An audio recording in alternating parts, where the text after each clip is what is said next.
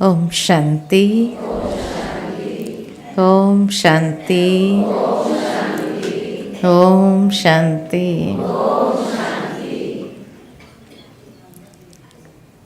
बाबा का, दादियों का और दीदियों का विशेष प्यार माताओं से होता है, इसीलिए 3 बट्ठी माताओं की रही है ना,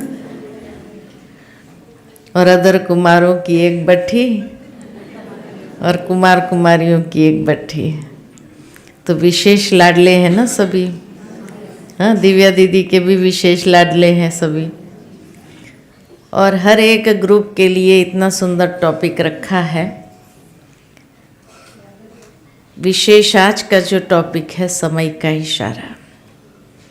अब समय के इशारे को तो आप सभी भी देख रहे हैं, महसूस कर रहे हैं कि समय बहुत तीव्र गति से आगे बढ़ रहा है। जिस तरह से बाबा ने समय रहते ही बच्चों को अव्यक्त बनाने का जो बाबा का संकल्प है, उस कारण से ही बाबा ने अपना साकार का पार्ट बंद किया।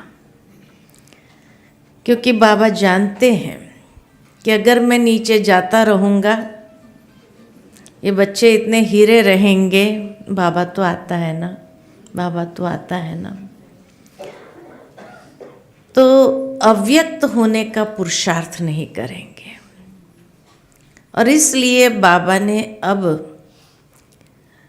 ये जो साकार मुलाकात या साकार में अव्यक्त मुलाकात को बंद किया है, वो इसलिए कि बाबा चाहते हैं कि अब बच्चे अव्यक्त में अव्यक्त मिलन करें। और जितने इसके अभ्यासी हम बनेंगे, उतना ही सहजता से अंतिम समय से पहले स्वयं को तैयार कर सकेंगे। इसलिए बाबा ने पहले 33 साल तो साकार में साकार मिलन किया, यानी ब्रह्मा बाबा के द्वारा शिव बाबा का मिलन होता रहा, तो साकार में साकार मिलन था। फिर उसके बाद जैसे ही ब्रह्मा बाबा अव्यक्त हुए, तो साकार में अव्यक्त मिलन चला। 49 ईयर्स साकार में अव्यक्त मिलन चला। और अब जो बाकी का समय है, उसमें एक है अव्यक्त से अव्यक्त का मिलन, और साथ ही साथ जो आज बाबा ने कहा निराकारी मिलन। तो अपने आप को समय को देखते हुए तैयार करना है कि मुझे अपनी स्थिति को किस तरह की बनानी है। मैं समय के इशारे में बाहर के समय की बात तो नहीं कहूँगी, क्योंकि वो तो शायद मेरे से आप ज़्यादा अच्छे से जानते हैं कि बाहर समय के अंदर क्या हो रहा है। चाहे जो अंतिम समय के सारे नज़ारे कहो, जो बातें हैं वो तो प्रैक्टिकल में दिखाई दे रही है, लेकिन अब समय हमें क्या इशारा दे रहा है। क्योंकि समय के इशारे को भी अगर हमने नहीं समझा और अपनी स्थिति उस हिसाब से नहीं बनाई, तो उसके बाद तो भगवान भी कुछ नहीं कर सकता है। इसलिए बाबा का आना बंद होना। अब बाबा का ये इशारा है, अव्यक्त में अव्यक्त मिलन करो, और फिर निराकार से निराकार मिलन करो। उसके लिए बाबा की मुरलियों में हम कई बार ये सुनते हैं कि बच्चे अभी ऐसा अभ्यास बढ़ाओ अपना जो साकारी आकारी निराकारी, साकारी आकारी निराकारी, इसमें आना जाना बहुत सहज हो जाए। उसके लिए जैसे बाबा हर अव्यक्त मुरली के बाद हम बच्चों को ड्रिल कराते हैं। ये ड्रिल क्यों कराते हैं? बाबा अभ्यास करा रहा है कि अंतिम समय में अगर ये अभ्यास होगा तो सहज ये अभ्यास खींचेगा, अभ्यास हमें उस स्थिति में खींचेगा। जिस तरह किसी व्यक्ति को कोई बात का अभ्यास होता है तो न चाहते हुए भी समय पर वो अभ्यास उसको खींच लेता है। मिसाल के रूप में जैसे दुनिया में आप देखते हो कि किसी को झूठ बोलने का बहुत अभ्यास होता है, बात बात में झूठ बोलना है। तो जिस समय आता है तो भी उसके अंदर से कोई ना कोई झूठ ही निकल जाता है। फिर अगर उसको याद दिलाए कि भाई आपने ऐसा क्यों कहा, सत्य बोल देते थे, क्या होता था? तो क्या कहते, अगर झूठ बोला तो क्या हुआ? भाई सत्य बोलने से कुछ नहीं होता था, तो झूठ बोलने से भी तो कुछ नहीं होगा। माना इतना झूठ बोलने का अभ्यास है उसको, तो वो अभ्यास बार बार उसको खींचता है और उसी ट्रेंड में डाल देता है। ठीक इसी तरह बाबा भी हम बच्चों को ये जो ड्रिल कराते हैं और ये कहते हैं कि बच्चे 1 सेकंड में अशरीरी हो जाओ, अभ्यास करो, क्योंकि अंतिम समय जो आएगा पेपर 1 सेकंड का होगा और उस 1 सेकंड के पेपर में 1 सेकंड में ही अगर मुझे अशरीरी होने का प्रैक्टिस होगा, अभ्यास होगा, तो जैसे ही वो अंतिम घड़ी आएगी कि हम सहज निराकारी हो करके उड़ जाएंगे और पास विथ ऑनर हो जाएंगे। तो इसलिए ये अभ्यास हमें डेवलप करना बहुत जरूरी है। जैसे जैसे समय आगे बढ़ता जाता है हमारा अशरीरीपन का अभ्यास बढ़ना चाहिए या कम होना चाहिए? बढ़ना चाहिए। लेकिन हाँ, दुनिया की परिस्थितियां भी ऐसी आ रही है जो क्या कर देती है, हिला देती है और उस समय भूल जाते हैं कि अशरीरी होना है। तो स्मृति विस्मृति का खेल होगा बस अंतिम समय। ये पहली यूनिवर्सिटी ऐसी है दुनिया के अंदर जिसका पेपर पहले से आउट हो जाता है ना? और इतना ही नहीं, क्वेश्चन पेपर तो आउट हो ही गया, लेकिन उस क्वेश्चन पेपर में जो आंसर देने वाले हैं वो भी हम खुद हैं। क्वेश्चन मालूम होने के बाद भी अगर अभ्यास नहीं हुआ तो जो हमारा अभ्यास होगा प्रैक्टिकली, तो पास और फेल ये मार्क्स देने वाले भी खुद है ना। भाई कई बार तो ऐसा होता है कि खुद एग्जाम अगर लेने वाले हो तो भाई अपना ही है, चलो दे दो एक्स्ट्रा, लेकिन ये भी नहीं कर सकेंगे। हम खुद ही मार्क्स देने वाले हैं, हम खुद ही पास या फेल ये सर्टिफिकेट भी हम खुद देंगे, और वो भी 1 सेकंड। जैसे ही पेपर आया और उस अभ्यास के आधार पर हमने उस पेपर को पास किया या फेल किया, अंतिम पेपर कहां से आने वाला है? कौन सा होगा पता है? अंतिम पेपर कौन सा होगा?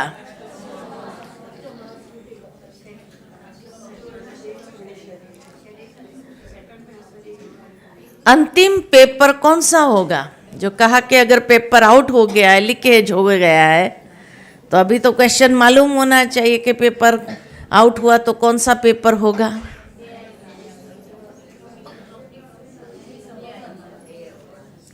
अंतिम पेपर होगा हमारी अपनी कमजोरी, जिस कमजोरी को हमने पाल के रखा है, जिसकी जो कमजोरी होगी वो कमजोरी ही उसका पेपर लेने के निमित्त बनेगी। अब उसकी कमजोरी अगर मोह होगा तो मोह पेपर के रूप में आएगा, उसकी कमजोरी अगर अभिमान होगा तो अभिमान के रूप में आएगा। इसलिए कहा कि बाबा ने पेपर आउट कर दिया है तो आप अपनी कमजोरी को तो देखो कि हमारी कमजोरी कहाँ है, और उस कमजोरी में हमें अपने ऊपर ही विजय पाना है, क्योंकि चेकर हम पेपर के चेकर भी खुद है।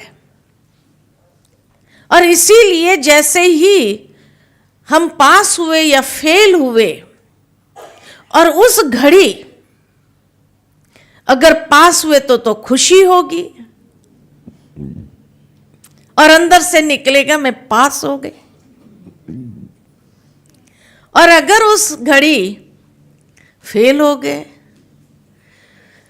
तो खुशी खत्म और आएगा फेल हो गए। बस भगवान वही जो आपने कहा ना, फेल होने के बाद कभी कोई अंदर से बोल नहीं सकेगा पास हो गए।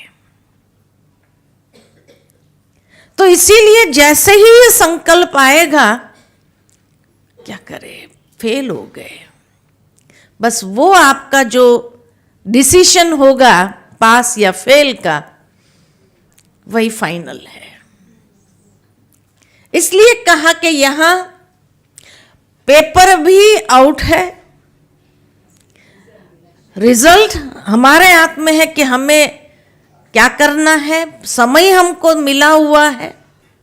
जिस तरह कोई भी स्कूल में या कॉलेज में भी जब पढ़ाई पढ़ा दिया तो फिर रिवीजन के लिए समय दिया जाता है, तो ये समय जो है हमारा रिवीजन के लिए है। और रिवीजन के लिए है तो अब हमें क्या करना है, अपनी ही कमजोरी के ऊपर विजयी होना है। कितनी कमजोरी होगी, कितनी कमजोरी होगी, 1 2 3 कितनी होंगी कम से कम? हाँ, कितनी कमजोरी होंगी?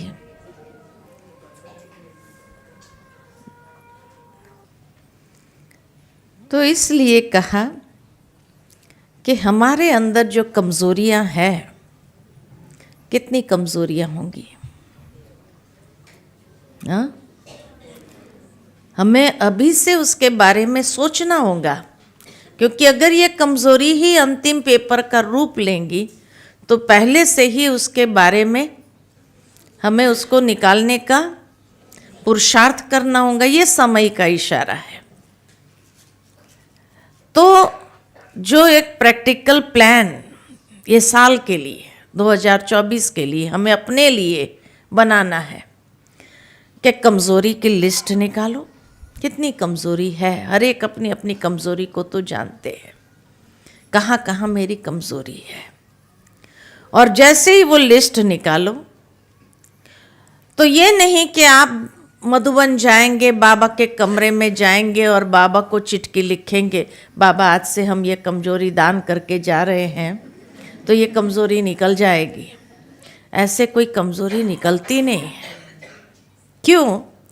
क्योंकि मान लो कि यहाँ अंधेरा हो और कोई व्यक्ति आकर कहे या अंधेरे को निकालो, अंधेरा निकलता नहीं है, क्योंकि अंधेरे का कोई स्रोत नहीं है, लेकिन प्रकाश का स्रोत है। अंधेरे को जलाया नहीं जाता है। कई सोचते हैं हम अपने पुराने संस्कारों को जला दें, अंधेरे को कैसे जलाएंगे? प्रकाश का स्रोत है, प्रकाश जलाओ तो अंधेरा अपने आप दूर हो जाता है। ठीक इसी तरह मेरे जीवन में ये कमजोरी अगर आई तो क्यों आई? कोई ना कोई शक्ति का अभाव है। शक्ति का स्रोत बाबा है, सर्वशक्तिमान।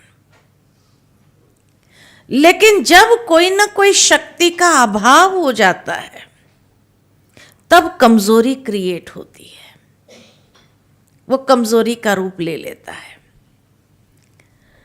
जिस तरह बाबा ने 2 सप्ताह पहले की मुरली में सुनाया, क्रोध है ना, क्रोध एक कमजोरी है। लेकिन सोचो कि ये क्रोध रूपी कमजोरी मेरे जीवन में क्यों आई, कौन सी शक्ति का अभाव है? तो बाबा ने बताया उसमें शांति की शक्ति का अभाव, सहन शक्ति का अभाव, और तीसरी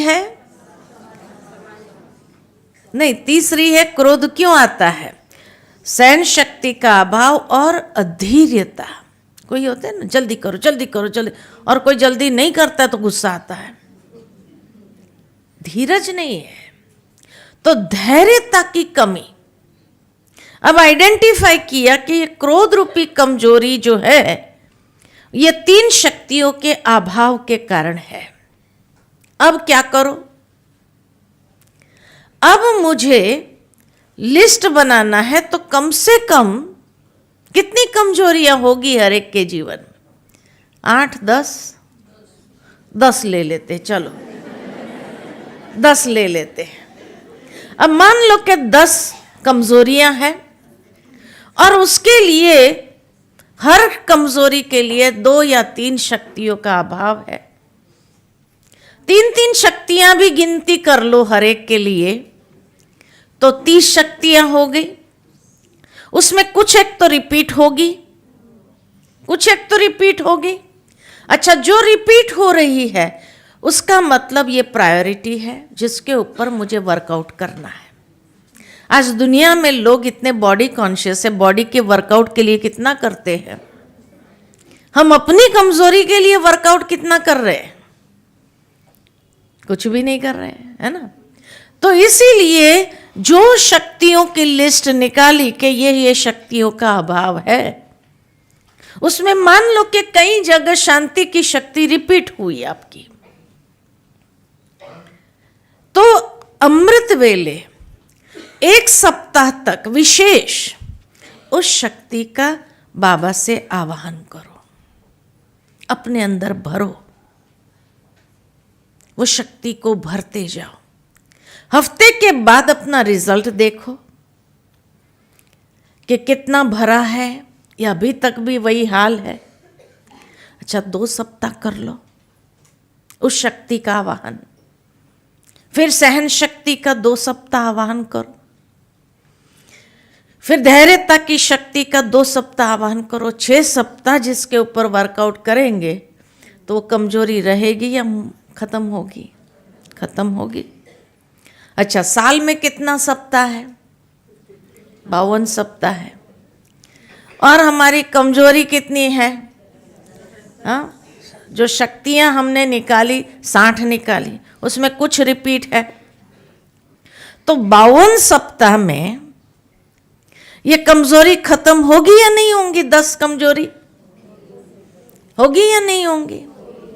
रोज अमृत वेले जो शक्ति का आवाहन करना है 1 सप्ताह तक लगातार उसका आवाहन करते जाओ, देखो भरती है कि नहीं। जो बाबा ने पिछली मुरली में कहा डेट फिक्स करो, बताओ कब तक? हाँ, हर चीज के लिए डेट फाइनल करते हैं। बाबा ने उसमें भी कहा 1 साल। तो ड्रामा अनुसार ये मुरली जो अभी आई है ये हमें बताती है कि इस साल के अंदर हमें अपनी सारी कमजोरियों को भर देना है। अच्छा, हर एक में 10 हो ये तो जरूरी नहीं, किसी में 5 भी होगी, तो आधा साल में ही हो जाएगा। बाप समान स्थिति बनने में कितना टाइम लगेगा बताओ?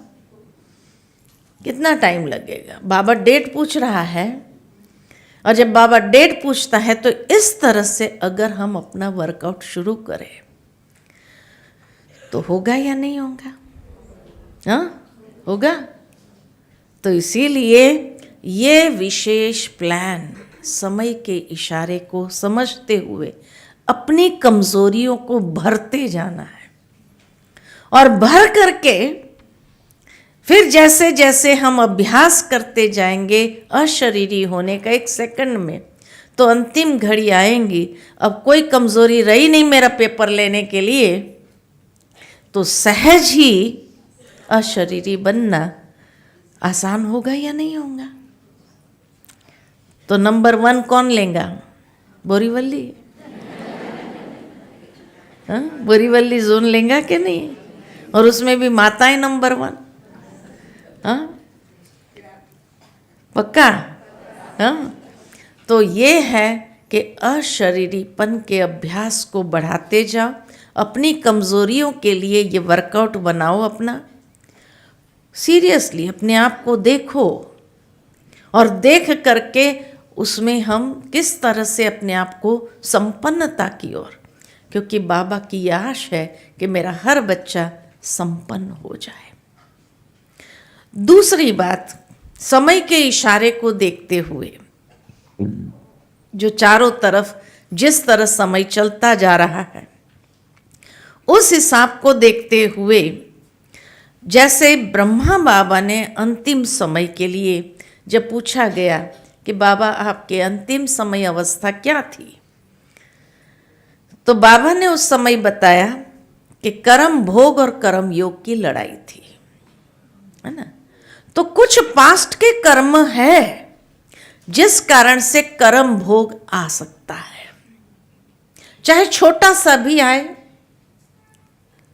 जिस तरह ब्रह्मा बाबा के सामने खांसी का भी आया, तो कोई भी छोटा मोटा भी कर्म भोग आ सकता है ना।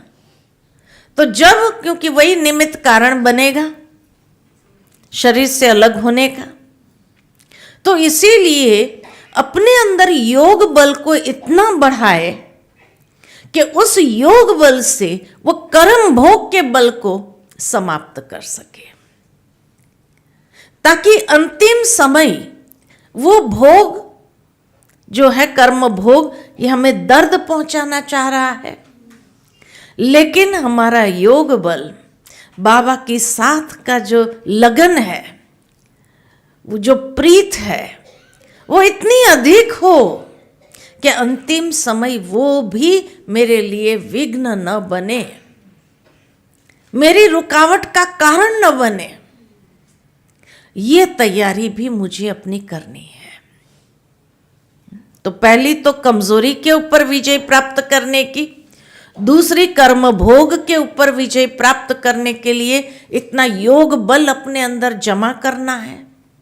और योग बल को जमा करते हुए, जितना योग बल अंदर में जमा होगा, आप खुद महसूस करेंगे कि कैसे आप उस कर्म भोग के ऊपर भी विजयी पाएंगे।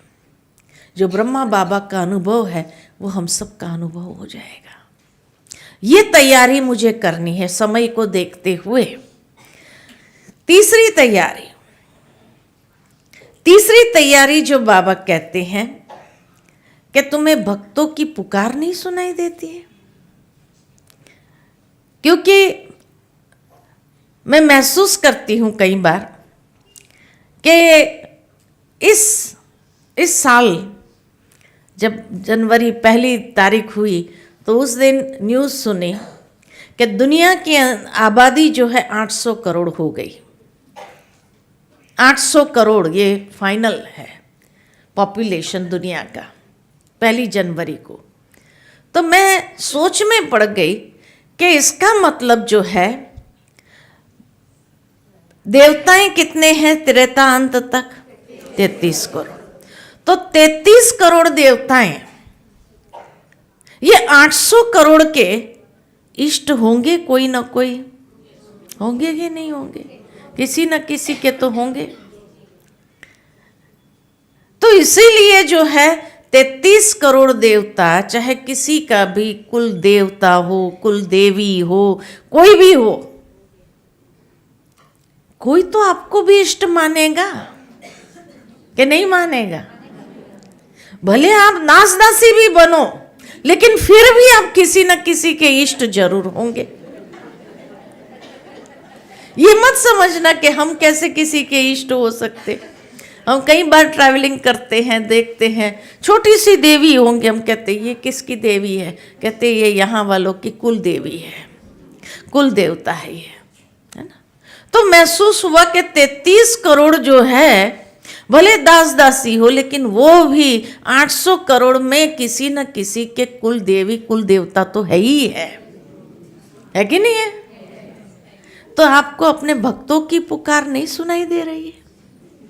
कितने भक्त होंगे? अगर हम डिवाइड भी कर ले तो एक एक के कितने भक्त होंगे? कितने एक समाज आपको अपना कुल देवता मान रहा होगा या कुल देवी मानता होगा, कोई ना कोई एक समाज। तो उसके लिए आप कुल देवी वो भी पुकार तो रहा होगा ना। अब बाबा कहते हैं उसकी इच्छा को पूरी करना है, उन सबकी इच्छाओं को पूरी करना है। तो उसके लिए मेरी तैयारी क्या है, कैसे पूरी करेंगे, कैसे पूरी करेंगे? तो बाबा कहते हैं जब आपकी स्थिति इच्छा मात्रम अविद्या की हो जाएगी, तब उनकी इच्छाओं को पूर्ण करने के लिए आप योग्य होंगे। समझा? लेकिन अभी तक अगर देखा गया, ब्राह्मणों की इच्छाएं पूरी नहीं होती है। ये चाहिए, वो चाहिए, ऐसा चाहिए, वैसा चाहिए, चाहिए चाहिए, अभी तो हमारा ही चल रहा है। हाँ?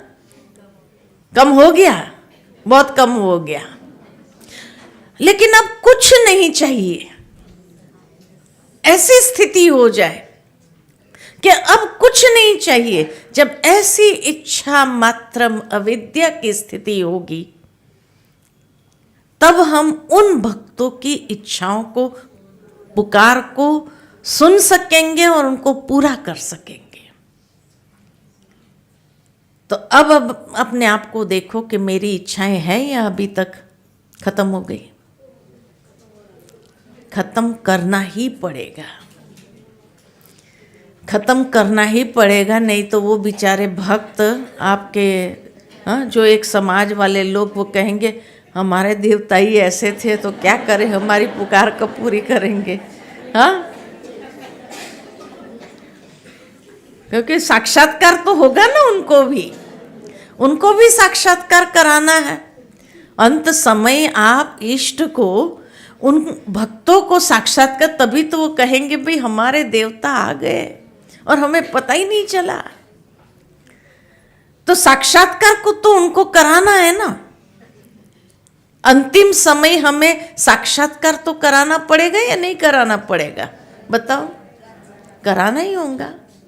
और उनकी मनोकामनाओं को तथास्तु करके पूरा करना पड़ेगा। भले वो आपका साक्षात्कार करके ही धन्य हो जाए अंदर में, और सोचे कि वाह मेरे इष्ट ने मेरे को दर्शन दे दिया, खुश हो जाए उसी में,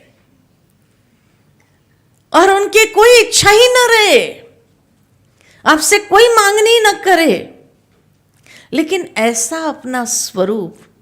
हाँ, बाबा ने पिछली मुरली में कहा, पर्दा उठाऊं, पर्दा उठाऊं। हाँ, तो तैयार है, तैयार है।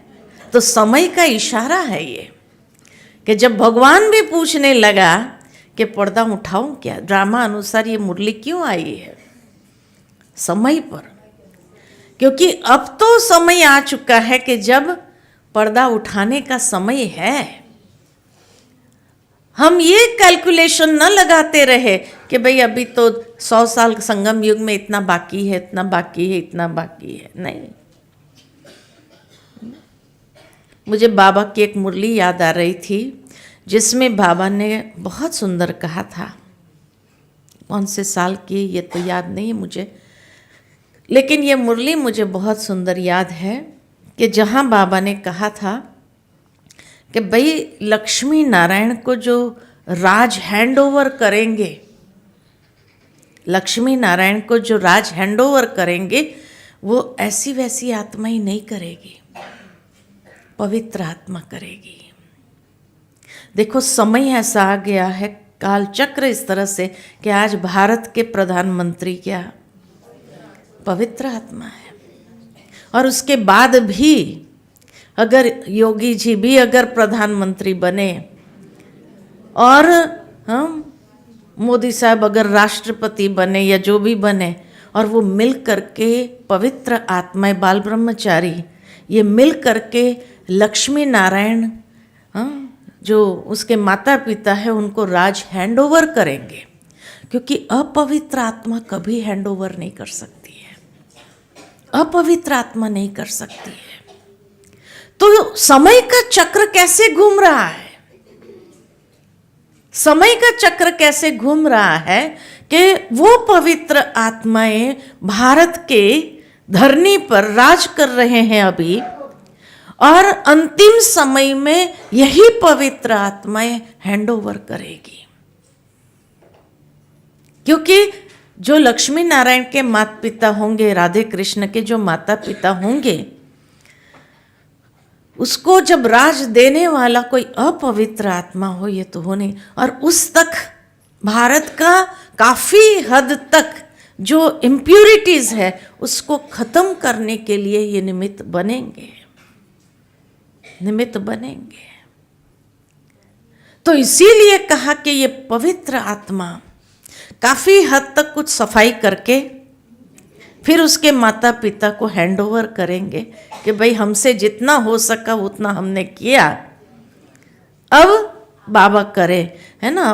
तो वो फिर प्रकृति जो है सफाई करके आधी से ऊपर पॉपुलेशन खत्म हो करके फिर वो राज हैंड ओवर करेंगे।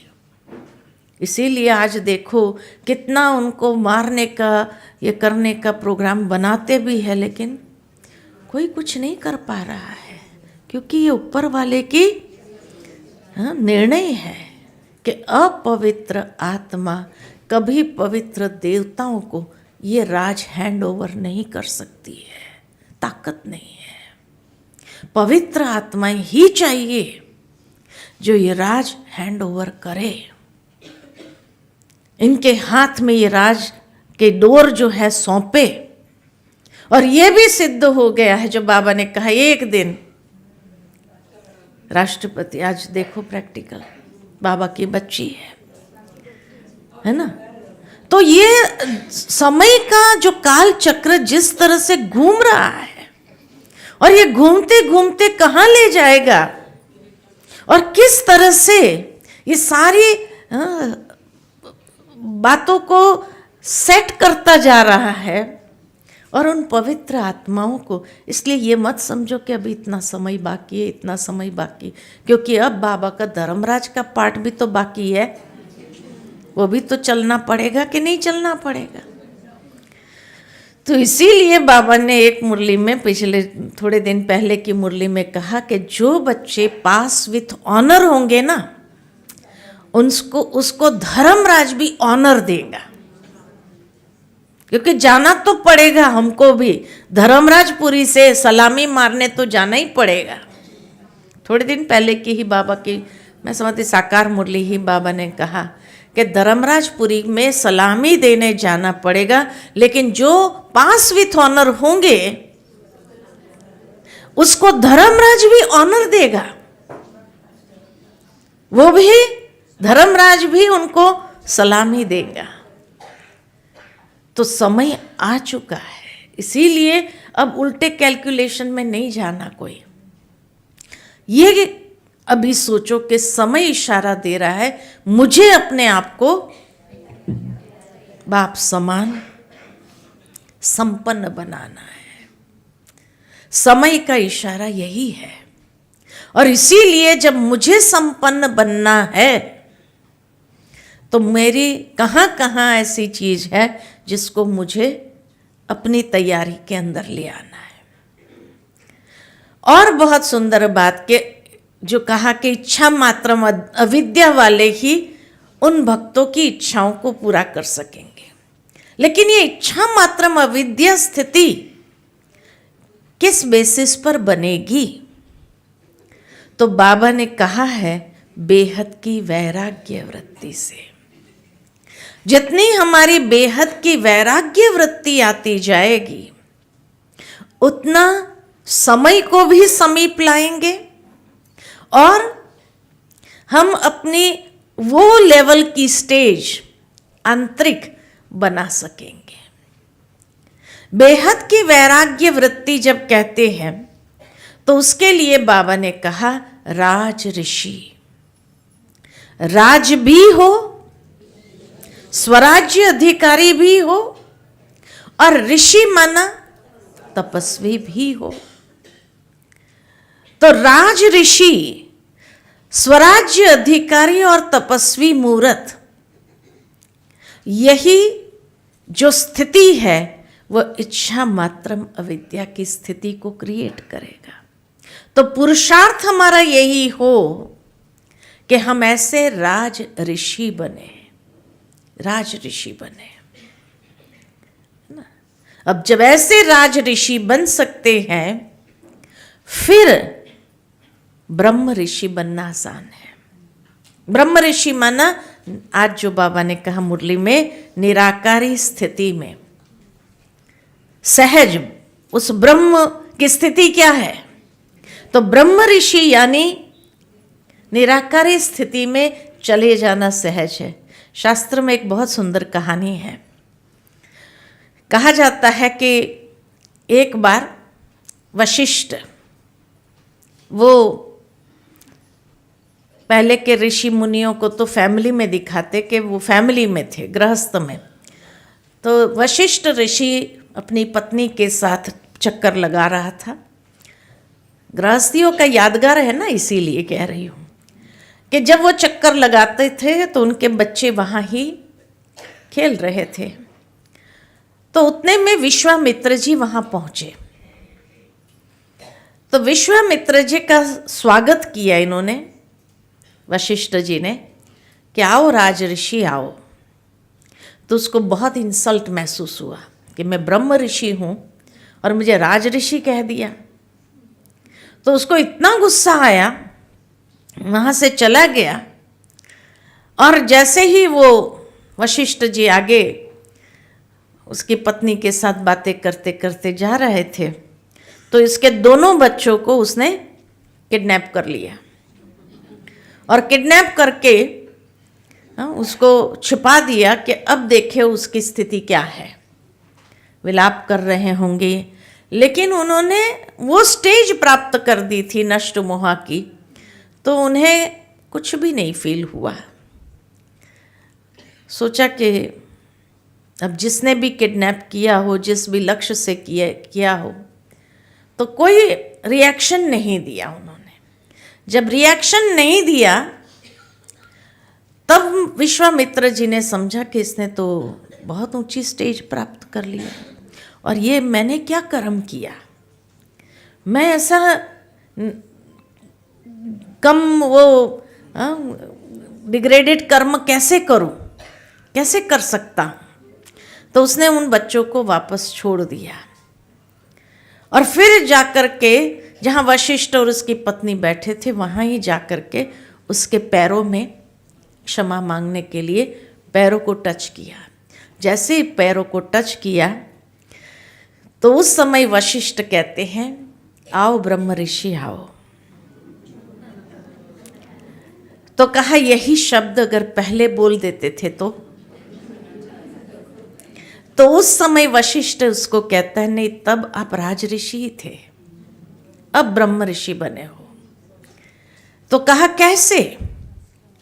तो कहा आपको अपना ईगो था, मैं ब्रह्म ऋषि हूं, तो ये मैंपन था सूक्ष्म में, और जब तक मैं को आपने जीता नहीं है तो राज ऋषि ही कहा जाएगा कि आप अभी उस पुरुषार्थ में हैं अपने ही ऊपर स्वराज्य प्राप्त करने के। लेकिन अब जब आप आकर के पैरों में गिरे हैं यानी आपका वो मैंपन समाप्त हो गया। तो जहां आपका मैंपन समाप्त हुआ तो उस दिन से आप ब्रह्म ऋषि बन गए। तो बाबा भी हम बच्चों को कहते हैं तुम राज ऋषि हो, क्योंकि अभी तक हम पुरुषार्थी है। लेकिन कल के बाबा की संडे की मुरली में है कि उस मैंपन को भी समाप्त कर दो। और जिस दिन हम मैंपन को समाप्त कर देते, जैसे आज बाबा ने मुरली में कहा, तो उस निराकारी स्टेज में सहज जा सकेंगे, अर्थात ब्रह्म ऋषि बन जाएंगे। ये तैयारी हमें करनी है कि मैंने उस मैंपन को कितना पिघलाया है। सूक्ष्म से सूक्ष्म स्तर पर भी मैं और मेरा है तो नहीं। बाबा ने बहुत सुंदर कल की मुरली में बात सुनाई है, कल अव्यक्त मुरली की जो आएगी, कि कभी देखो तो अभी तक भी बच्चों के सामने कभी बिल्ली आती है, कभी चूहा आता है, कभी शेर आता है ना। तो किसको कहा बिल्ली बाबा ने? तो बाबा ने कहा बिल्ली म्याऊं म्याऊं करती है ना, तो जब आप भी ये करते हैं ना मैं, तो बिल्ली आ जाती है, माया बिल्ली आ जाती है, म्याऊं म्याऊं करती है। तो बिल्ली को निकालते हैं तो चूहा आता है, और चूहा क्या करता है, फूंक मार के ऐसे काटता है जो पता ही नहीं चलता है। और जब फूंक मार के काटता है तो सारे खजाने को क्या कर देता है, बहा देता है, समाप्त कर देता है। और फिर कभी शेर आ जाता है। शेर क्या करता है, निर्भय को भयभीत कर देता है। यानी भय जो कमजोरी है उसको क्रिएट कर देता है। सर्वशक्तिमान के बच्चे उसको दिल शिकस्त बना देना, क्या कहेंगे? इसलिए कहा कि माया रूपी बिल्ली, माया रूपी चूहा, माया रूपी शेर, इसको अभी बुलाओ नहीं। अर्थात इन कमजोरियों के ऊपर भी संपूर्ण विजय प्राप्त करना है। और प्राप्त करेंगे तो जो आज बाबा ने 3 स्टेज को याद करने के लिए कहा, निराकारी, देवता स्वरूप और आत्मा के 7 गुणों के, हाँ 7 गुण कहते हैं ना, तो 7 गुण की प्रधानता, 7 गुण विशेष प्रधानता के रूप में, क्योंकि कहीं ना कहीं ये 7 गुणों की कोई ना कोई गुणों की कमी होने के कारण ही वो कमजोरी बनती है। इसलिए अब समय का इशारा यही कह रहा है कि अब अपने 7 गुणों को फुल्ली इमर्ज करो, अपने अंदर फुल इमर्ज करो, उसकी प्रधानता अपने अंदर विकसित करो। जितनी उसकी प्रधानता हमारे अंदर विकसित होगी, उतना ही आप खुद महसूस करेंगे कि आधी से ऊपर कमजोरी तो वैसे ही समाप्त हो जानी है। तो अब ये तीनों स्वरूप बार बार सामने ले आओ और देखो अपने आप में कि ये तीनों स्वरूप के कितने समीप है या कितने दूर है। चलन और चेहरे में देवताई रॉयल्टी कितनी आई है। निराकारी स्वरूप यानी वो अशरीरीपन का अभ्यास कितना हमारा है, और आत्मा के 7 गुणों की प्रधानता हमने कितनी अपने में विकसित की है। इसको आप सहजता से अपने अंदर देखो। तो बाबा की एक एक मुरली जो आ रही है ना, चाहे साकार हो अव्यक्त हो, उसमें भी इतनी सूक्ष्म जो धारणा की बातें हैं, वो भी समय के हिसाब से हमें कैसा अपना स्वरूप बनाना है, ताकि कोई भी समय का इशारा मिले और हम तैयार हैं। बाबा पर्दा उठाए, हम तैयार हैं, है ना। ये नहीं कि अभी ये श्रृंगार बाकी है, ये श्रृंगार बाकी है, नहीं। इसीलिए अभी अपने आप को संपन्न करने का समय आ गया है। तो समय की पुकार यही है, अब संपन्नता की ओर कदम बढ़ाते जाओ। बाबा ने टाइम दिया है और ये समय में हमें अपने आप को कंप्लीट कर देना है, ठीक है। तो समय का इशारा बाहर की बातों को नहीं लो, वो तो रोज़ नए नए खेल दिखाते ही रहते हैं। कैलकुलेशन में भी हमें नहीं जाना है, लेकिन अब हमारा दृष्टिकोण अपनी स्थिति को बनाने पर है। समय के इशारे के साथ हमारी स्थिति कैसी है उसके ऊपर विशेष अटेंशन होना चाहिए, ठीक है, ठीक है।